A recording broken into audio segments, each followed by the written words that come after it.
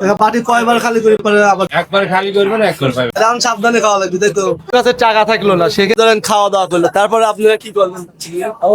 দড়িতে বাইদে তারপরে গেল বুঝছে। তোর কন্ডিশন কি? আমি কন্ডিশন আমি পুরো ফাঁকা। মামা দায়িত্ব নিলাম, নয়নের দায়িত্বটা তুমি নাও। মামার ক্যাশ ম্যাশ ভালো আছে, যে পকেট মকট ফুলা আছে। হঠাৎ সন্ধ্যার পরে আড্ডা দিতে দিতে আমাদের মাথায় আইডিয়া আসলো, চলো আজ রাতেই সাতপুরের সামাদের হোটেলে কালাবুনা খাবো। 6 জন ছিলাম আড্ডায়, আর কথা শোনার সাথে সাথে সবাই বলে দিল চলো আজকেই যাব। কিন্তু ছোট্ট একটা সমস্যা ছিল, আমাদের টিমের একজন নয়ন মামু, ওর হাতে সেই মুহূর্তে একটা টাকাও নাই, মানে পুরাপুরি ফাঁকা। কিন্তু আমরা ঠিক করলাম নয়ন মামুর কাছে টাকা নাই, তাতে কি হয়েছে, আমরা তো আছি, আমরা আজকে ওকে খাওয়াবো, মজা করব, আর সবাই মিলে ঘুরে আসবো সারাতপুরের সামাদের হোটেলে। বন্ধুরা আমরা আজকে যাচ্ছি সারাতপুর সামাদের হোটেলে, আর ওখানে খাবো হলো কালোবুনা। তো বন্ধুরা আমরা সারাতপুরের উদ্দেশ্যে রওনা দিছি, আর সবাই আমাদের জন্য দোয়া করবেন। আর মাঝখানে আছে নয়ন মামার খুবই কিপটে, তো ওকে আসলে দেখে আমরা মোটামুটি সিস্টেম করে আসলে কিছু খাওয়া যায় কিনা। তো আমরা একজন সুদখোরকে খুঁজতেছি, যার কাছ থেকে মোটামুটি নয়ন মামার জন্য একটু সুদের উপর টাকা নেব। দেখতে পাচ্ছেন আমরা আসলে সরিষার মধ্যে দিয়ে ঢুকছি, কারণ আমরা সোনাতলা থেকে আসলে সারাতপুর যাচ্ছি। আর এই মুহূর্তে সরিষা দিয়ে আমরা যে হাইওয়ে রোড আছে পাবনা টু ঢাকা, আমরা 2টি গাড়িতে যাচ্ছি, মোট 6 জন মানুষ। আর ফাইনালি কিন্তু আমরা এখন হাইওয়ে রোডে আছি, আর এখন রাত 12টা বাজে। আর এই 12টার মধ্যে যাচ্ছি আমরা কিন্তু আসলে সামাদের হোটেলে।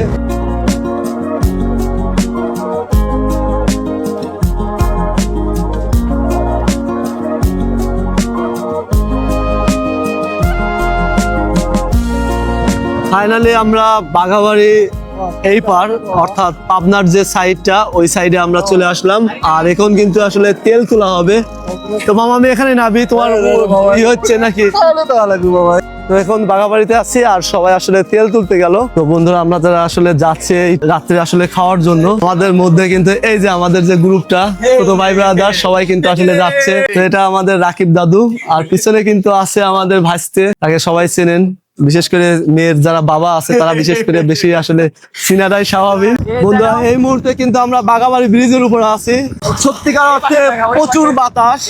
আজকে যখন আমরা আসলে সোনাতলা থেকে আসলাম, তখন ওই মুহূর্তে আসলে কারেন্ট ছিল না, যে কারণে খুবই বিরক্ত লাগছিল। আর মামার জন্য মিনিমাম আমরা 1 থেকে 1.5 ঘন্টা আসলে অপেক্ষা করছি। তো মনে করছিলাম আসলে আমাদের যাওয়া হবে না, কিন্তু ফাইনালি আমরা কিন্তু এখন সারাতপুর যাচ্ছি। আর যেটা আমাদের কাছে আসলে খুবই ভালো লাগছে, দেখতে পাচ্ছেন রাস্তাতে কিন্তু আসলে বড় বড় যে গাড়িগুলা, সেগুলো কিন্তু আসলে রাতে চলাচল করছে। আর এর মাঝখান দিয়ে কিন্তু আমরা যাচ্ছি, দূরের যে গাড়িগুলো কিন্তু সেগুলো কিন্তু ভালো একটা স্পিড নিয়ে যাচ্ছে। তো রাতে আসলে যারা আমাদের মতো আসলে চলাচল করবেন, এই বিষয়গুলো কিন্তু আসলে মাথায় রাখা খুবই জরুরি। তো বন্ধুরা ফাইনালি কিন্তু আমরা সারাতপুর চলে এসেছি, আর আমরা যাচ্ছি সারাতপুর বিসিকে। আমাদের মূল গন্তব্য হলো সামাদের হোটেল, আর সামাদের হোটেলের কালাবুনা নাকি সত্যিকার অর্থে খুবই সুস্বাদু।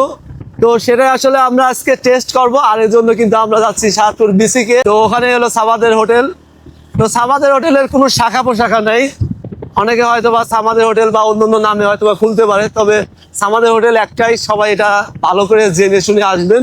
তো বন্ধুরা ফাইনালি কিন্তু আমরা আসলে সামাদ হোটেলের সামনে আছি, আর মোটামুটি এটাই কিন্তু সেই জনপ্রিয়, সবার কাছে পপুলার সামাদ হোটেল। দিবিনি পেঁয়াজের দাম কম আছে, রিল্যাক্সে থাক, তাহলে বাইক নিয়ে যাইছি না, তাই হবে নি খাওয়া যত খাওয়া। কালকে সকালবেলা আরো তুমি কম করে খা, মরিচ যতটুকু বেড়ে খাওয়া যায়, মরিচের দাম বেশি। এটা কি? ইয়েস। এই জিনিসটাই তো লাগবে, মানে চামচটা দিলে কোনো সম্মানই নাই না। তোরা যে গেল কি করলি ওটা? পানি দেন তো, ধুয়ে খাই।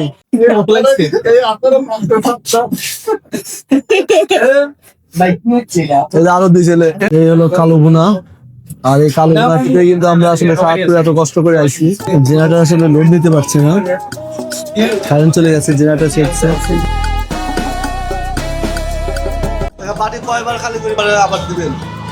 একবার খালি করবেন একবার পাইবেন, আর খালি করে আর যতক্ষণ খালি করি কোনো লাভ নেই, একবারই। এখন সাবধানে খাওয়া লাগবে, তাই তো? সবাই একটু সাবধানে খাওয়া।